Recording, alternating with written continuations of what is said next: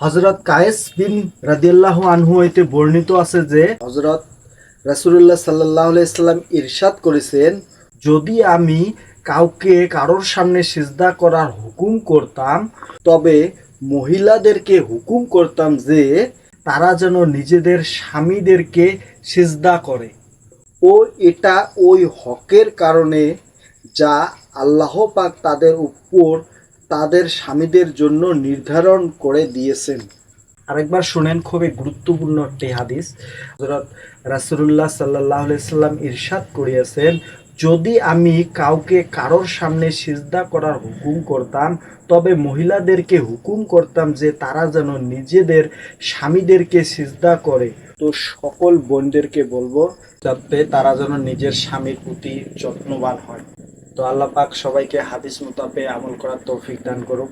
আর খোদা হাফেজ। আসসালামু আলাইকুম।